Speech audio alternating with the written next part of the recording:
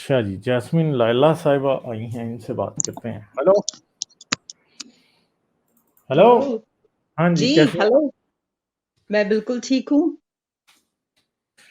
कहते हैं अच्छा ना, मैंने आपका वो ढूंढ लिया जो जिसके थ्रू मुझे वो पुश मिला था। दैट वाज अच्छा, कौन सी वीडियो साइंटिफिक थी वो? Mistakes. It was 29th of December 2019। आपने पोस्ट किया था साइंटिफिक मिस्टेक्स इन कुरान। हाँ, अच्छा अच्छा अच्छा, हाँ वो बड़ी पुरानी वीडियो है। उस टाइम तो मेरा चैनल बिल्कुल ही अभी शुरू हुआ था, तो शायद बड़े कम सब्सक्राइबर्स थे। अच्छा, हाँ जी, तो वो बिल्कुल मैंने कुछ शुरू किया था ये सिलसिला, but in in between I forgot. एक तो लाइव स्ट्रीम जब से शुरू हुई है तब से और बड़ी चीज़ें जो है वो मिस हुई हैं। तो फिर मगर अब मैंने मोनोलॉग्स बनाने शुरू करने हैं। कल कल डेफिनेटली एक मोनोलॉग मैं पोस्ट करूंगा। हाँ, तो फिर देखते हैं। अच्छा, हाँ, वो हाँ जी। अच्छा लगता है। हम्म। देखिए ना, जब आपके पास लाइव स्ट्रीम का टाइम नहीं होता तो वो जो आपके हाईलाइटेड मोनोलॉग्स होते हैं वो देख के फिर आपको पता चल जाता है इस टॉपिक पे बात हुई और किसी ने हम्म। ये कहा। तो हम जैसे फैन तो वैसे ऑन रखते हैं। मैं सारे घर के काम करते हुए मैंने ऑन ही रखा हुआ था। मैंने कहा अच्छा, जब आपको फुर्सत नाइस, मिलेगी। ओ नाइस ऑफ यू। तो मैं ये कह रही थी गालिब कि देखिए, इस्लाम वाले ये भी तो बात करते हैं ना। हम भी तो इस्लाम उससे बैकग्राउंड रखते हैं। हकूकुल इबाद और हकूकुल अल्लाह, ये हाँ आपने एक सुना होगा टर्म लोगों में कि, तो अगर हम हकूकुल इबाद अकॉर्डिंग टू इस्लाम ही हम ये बात करते हैं हकूकुल इबाद, तो फिर ये हकूकुल अल्लाह और ये रसूल का ये कैसे इसको सुपरसीड करता है? ठीक है ना। मेरी इस्लामियत जो हम मैं तो सऊदी अरब में तालीम हासिल की है, तो वहां वो एक दफा उन्होंने लेक्चर दिया कि आप बेशक नमाज ना पढ़ें, आप बेशक कुछ ना करें, लेकिन इंसानों के हकूक जो है वो on the top of the list है। तो ये हम्म। बात यहाँ पे भी कॉन्ट्रडिक्ट करती है कि अगर हकूकुल इबाद इतने हैं तो ह्यूमन राइट्स वहीं पे आ जाता है। तो फिर ये सब ये काम क्यों होता है? जैसे बच्चों के साथ सेक्स, लोगों के साथ, जैसे अभी आप लोगों ने बड़ी अच्छी बातें की कि माइनॉरिटी के साथ कितना सितम और जुल्म होता है, और सारा मैं सुन रही थी, वो जो खातून भी आई थी कि कितना हम्म। कुछ होता है। तो यहाँ हकूकुल इबाद कहाँ गए, जहाँ पे आप खुद ही कॉन्ट्रडिक्ट करते हैं कि हकूकुल अल्लाह से हकूकुल इबाद बेहतर है? तो फिर आप एक दूसरे का ख्याल रखें ना। ह्यूमन, हम सब ह्यूमन है, एक दूसरे का ख्याल रखें। मजहब से ऊपर होके हम लोग क्यों नहीं बात करते इंसानियत पे, जैसे आप लोगों का, जो हम लोगों का सबका एक मोटिव है। उस मुझे बात समझ में नहीं आती, हकूकुल इबाद और हकूकुल अल्लाह, इसका ये क्यों इतना प्रचार करते थे और अब इसका जिक्र ही नहीं होता, अच्छा, जब पहले तो आपको मैं तो जरा बात इस्लाम। करता हूँ ना, क्योंकि हकूकुल्लाह वाली बात जो है ना बड़ी छोटी है। देखें, हक अच्छा, उसको दिया जाता है जो आपसे कमजोर हो। ठीक। हकूक उनके होते हैं जो आप पे डिपेंडेंट होते हैं। अब हकूकुल्लाह जो है, यानी अल्लाह जो हम्म। है वो उसको, आप उसका हक है कि जी आप उसको ये चीजें दें। ठीक है, जैसे फकीर सही। का हक है कि आप उसको पैसे दें। तो जब हकूकुल्लाह की बात होती है कि बातें उसका हक है, ये फलां फलां ढमका है, एक तरफ कहते हैं अल्लाह बेनियाज है। ठीक है, हाँ, सही। सही है। तो फिर बेनियाज तो बना हुआ, दूसरी बात है कि अकबर है, सबसे बड़ा है। ठीक है, तो हकूक वो ठीक। आपसे मांग रहा है, मेरे ये हकूक है, मुझे दो। ठीक है, तो ये एक तो ये बड़ी मजाहिया बात है असल में। This is a dichotomy itself, के आप एक तरफ कह रहे हैं अल्लाह अकबर है, दूसरी तरफ आप कह रहे हैं अल्लाह बेनियाज है, और तीसरी तरफ आप हाँ, हकूकुल्लाह रिवाइज कर रहे हैं। ठीक है, दूसरी तरफ हकूकुल हाँ। इबाद की जब बात आती है कि बंदों के हकूक क्या हैं या बंदों के जी। राइट्स। ठीक है, अब अगर हम्म। किसी को, इंडियन को, इधर हिंदी बोलने वालों को समझ ना आ रही हो कि हकूक का क्या मतलब है, आई थिंक हकूक, हक इज अ वेरी, बाकी हक है, हाँ, इंडिया में भी। हिंदी में भी मेरे ख्याल ये वर्ड है या नहीं है, आई डोंट नो, बट हक का मतलब है राइट्स। तो अल्लाह के हाँ, राइट्स वो इस्लाम डिफाइन कर रहा है कि जी हाँ। अल्लाह के ये राइट्स हैं, ये देंगे जी, अधिकार सुधिंद्रा ने कर दी बात। तो अब दूसरी जबरदस्त। तरफ हम आते हैं हकूकुल इबाद, यानी बंदों के क्या हकूक हैं। ठीक है, तो जी। पहली तो मैं आपको एक बात बता दूं कि जब आपने बात की कि जी बच्चों के ये हकूकुल इबाद में यकीन रखते हैं और कहते हैं कि हकूकुल इबाद हकूक अल्लाह से पहले हैं। ठीक है, हम्म। जी। तो ये बच्चों के रेप कैसे कर देते हैं? इस्लाम ना एक बड़ी, एक एक अजीब किस्म की आइडियोलॉजी है। ये ना हम्म। लोगों को डीह्यूमनाइज कर देता है। ठीक। ठीक है, जब आप जी। बात करते हैं ना नॉन मुस्लिम की, तो आपने उनको डीह्यूमनाइज कर दिया, आपने इंसान के तौर पे उनको देख ही नहीं रहे। आपने उनका टाइटल लगा दिया कुफार, मुशरिकीन। हम्म, सही। औरत का टाइटल आपने लगा दिया निसा। ठीक है, हकूकुल निसा। हाँ, फिर औरत का टाइटल सही। आपने लगा दिया ये तुम्हारी खेतियां हैं। बिल्कुल।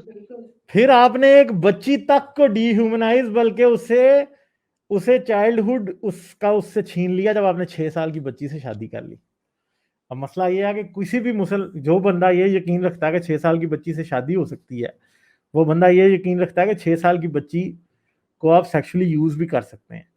बेसिकली 6 साल की बच्ची को से शादी का मामला आपने इस्लाम में डिफाइन करके बच्चों का चाइल्डहुड उनसे छीन लिया, उन्हें भी डिह्यूमनाइज कर दिया। मुझे नहीं पता कि अब डी इन्फेंटिस डी इन्फेंटाइल कहेंगे इसको, मुझे नहीं पता इसे क्या कहेंगे, maybe Sudhindra can correct me इधर, कि बच्चे को आपने इन्फेंट के स्टेटस से हटा दिया कि वो बच्चा है, ठीक है, आपने हटा दिया। औरत को आपने खेती बना दिया कि जहां से मर्जी आओ भाई तुम, ठीक है, जैसे मर्जी करो।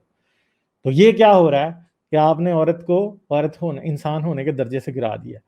औरत अब बिल्कुल। बीवी और खामद का रिलेशनशिप बड़ा मैकेनिकल कर दिया। किस तरह? आपने औरत का हक महर ठहरा दिया। जो हक महर दे रहा है वो ये समझता है कि मैंने ये पैसे दिए हैं, इसके बदले हाँ। मुझे right to go into bed मिला। अब जिसने 6 साल की बच्ची का हक महर दिया है, तो वो तो हक महर पूरा करेगा ना फिर। तो मैं कभी कभी सही। ये कहता होता हूँ कि इस्लाम बेसिकली हर औरत को प्रोस्टिट्यूट बना देता है जब वो हक महर दिलवाता है। हाँ, वो ठीक जैसे है, पैसे देते। हाँ ठीक है। तो ये भी एक चीज है जो कि बहुत बुरी है असल में। तो असल में तो ये डिह्यूमनाइज करता है ना हर लेवल पे। गैर मुस्लिमों को कुफार और मुशरकीन कह दिया। अब कुफार और मुशरकीन का वर्ड मौलवी या इस्लाम में हदीसें या इस्लाम की फिका इतने गंदे तरीके से इस्तेमाल करती है कि आप अगर मुशरिक और काफिर का लफ्ज हदीसों में ढूंढेंगे तो ये याद रखें कि 50% ऑफ द टाइम उनके सर उतारने के हवाले से या उनको मारने के हवाले से या उनके खिलाफ हेट स्पीच के हवाले से आएगा काफिर और मुशरिक का लफ्ज। औरत का लफ्ज हदीसें निकालें, फिका की किताबें निकालें, आपको 90% ऑफ द टाइम सेक्स के लिए आएगा सिर्फ सिर्फ। हाँ, सही कह रहे हैं।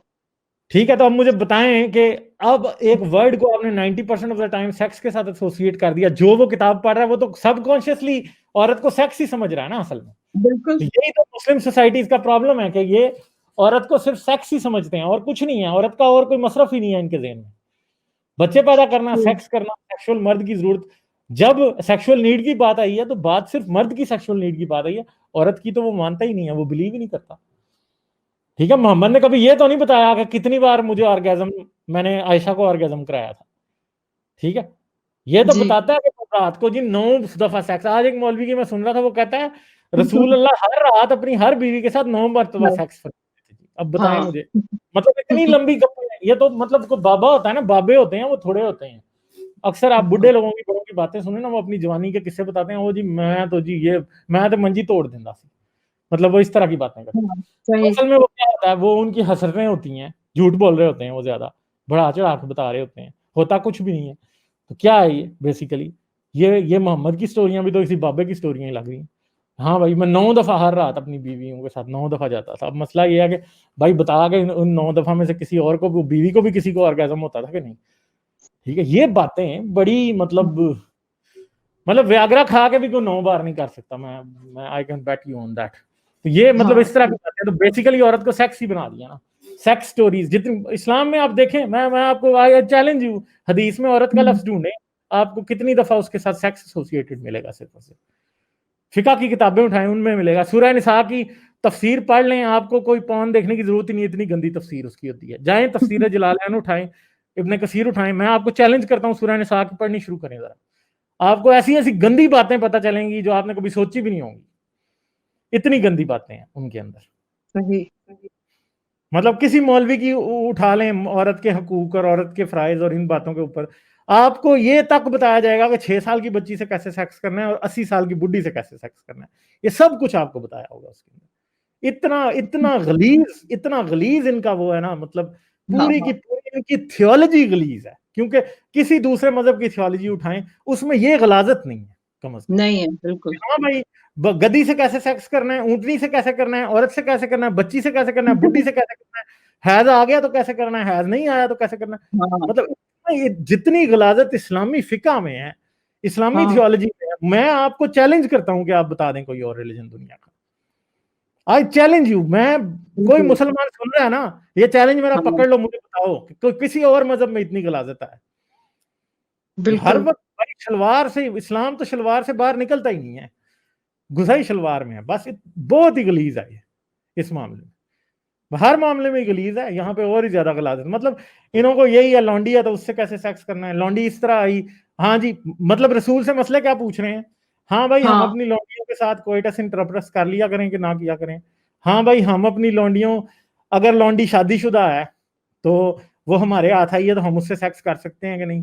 फिर रसूल ने आगे से हुक्म दिया कि हाँ, अगर लौंडी हाथ आई है तो उसका हम्म, निकाह मनसूख हो गया।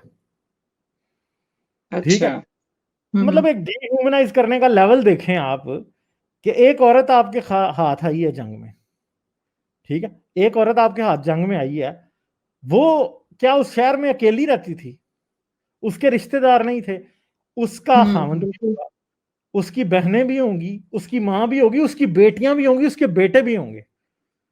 और आपने उसको एलियनेट कैसे किया, आपने उसे डिह्यूमनाइज कैसे किया कि आप उसको उठा के अपने टेंट में ले आए, या वो आपका माले गनीमत बन गई है, उसका नाता उन सब से खत्म है। इस्लाम राइट देता है कि आप एक फैमिली को तोड़ दें। एक तरफ ये कहते हैं हम फैमिली की सैंक्टिटी में बिलीव करते हैं, और दूर फिटे लानत है यार, किस किस सैंक्टिटी पे यकीन रखते हो? मतलब सोचने वाली बात है ना, कि एक हाँ बेटी कि आपने पूरी फैमिली तोड़ दी, आदमी मार दिया, बेटा कहीं और बरा है, बेटा भी मार दिया, बेटी इस टेंट में माँ का रेप हो रहा है तो साथ वाले टेंट में बेटी का हो रहा है, तो उससे अगले टेंट में उससे छोटी बेटी का हो रहा है। तो शायद किसी मोमिन के हाथ कोई लौंडी नहीं आई तो उसी रात वो उसके बेटे का भी रेप कर रहा है, ये भी हो सकता है। ये करते रहे हैं, ये बिल्कुल।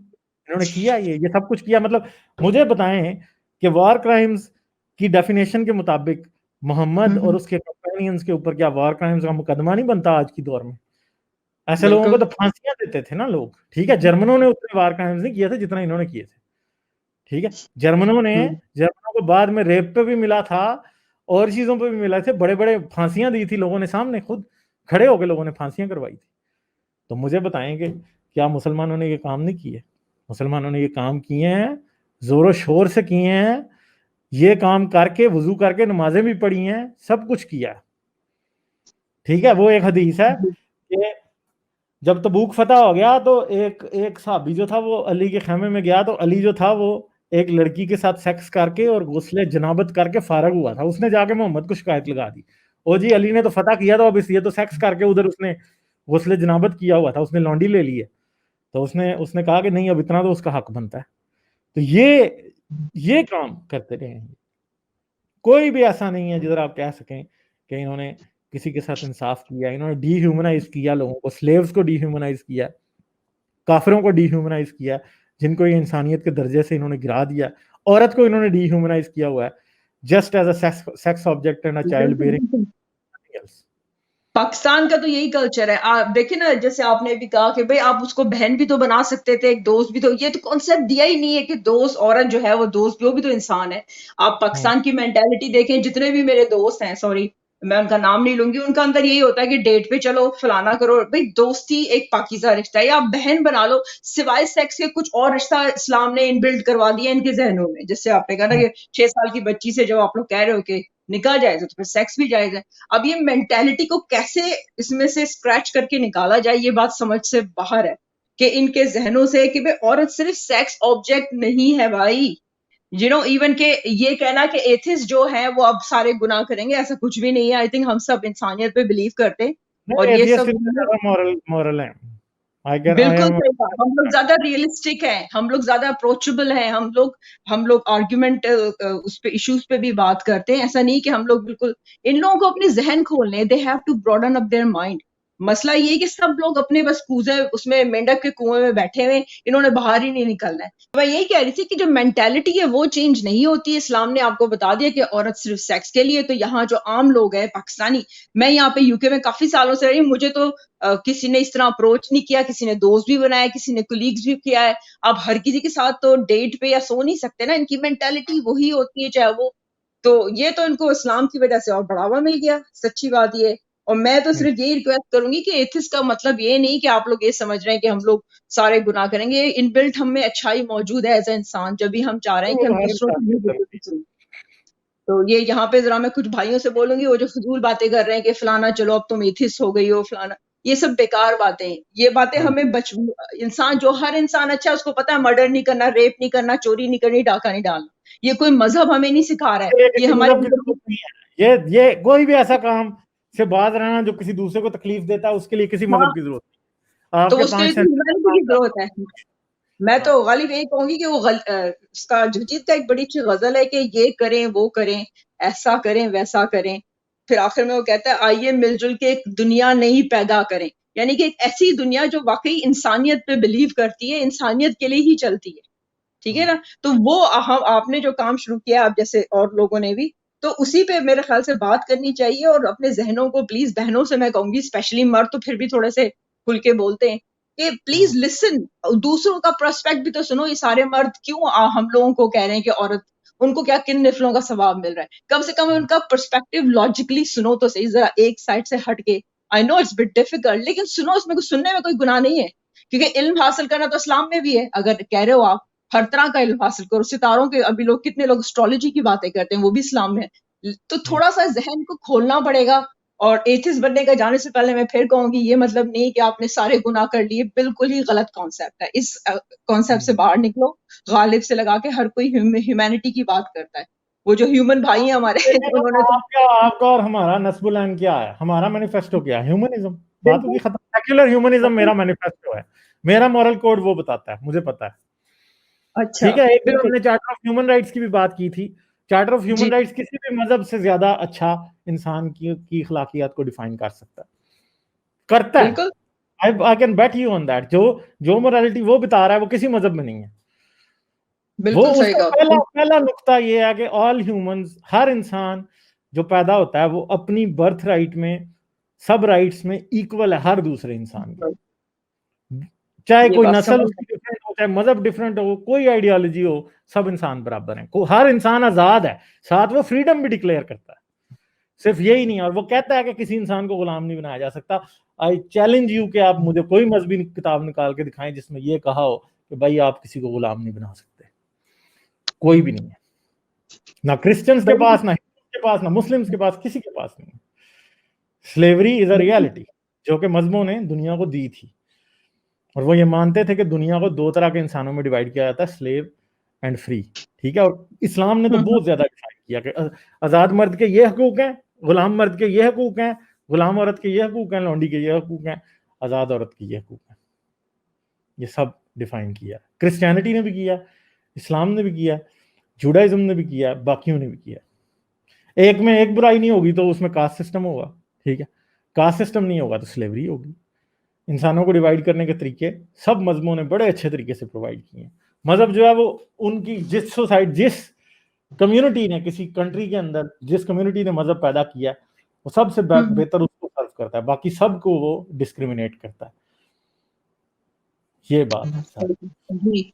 तो ठीक है इन जी। लोगों से यही गुजारिश है कि ये लोग, बस जाने से पहले मैं एक बात कहूंगी, आपका टाइम भी कीमती है, कि देखें इन लोगों को बस ये बात सोचनी चाहिए कि मजहब तो कब से यूज कर रहा है, पॉलिटिक्स, जो भी रूलर्स थे हर किसी ने, चाहे वो ममिफिकेशन हो मिस्र की, चाहे वो रोमन एम्पायर हो, हर किसी ने रिलीजन को इजाद ही इसीलिए किया था ताकि सब लोग उसकी अतात में झुके रहें, you know what I mean. तो आजकल का इंसान इतना लॉजिकली, इतना इंटेलिजेंट है, वो ये बात क्यों नहीं सोचता? हम क्यों नहीं इस भेड़ चाल से निकल के साइड में जाके सोचते हैं? अगर ये सब लोग, हम लोग सोचना शुरू कर दें तो इंसानियत का जो हमने मजहब का वो शुरू किया है कि humanity is above any religion, तो मेरे ख्याल से पढ़े लिखों को तो ये बात समझ में आएगी। मैं उन लोगों की बात नहीं कर रही जो कम पढ़े लिखे हैं, लेकिन जो भी मेरे ख्याल से जो सुन रहे हैं, उन सब में इतनी वो इंटेलिजेंस है कि वो इस बात को सोचें कि भाई हम ये कब तक, अब तो हम लोग इस टेक्नोलॉजी में आ गए, तो अब उस पुराने जमाने की बात थोड़ी है कि हमने मिस्र के फिरौन की बात सुन ली और वो बाइबल से स्टोरी सुन ली तो हमें सब बिलीव हो गया।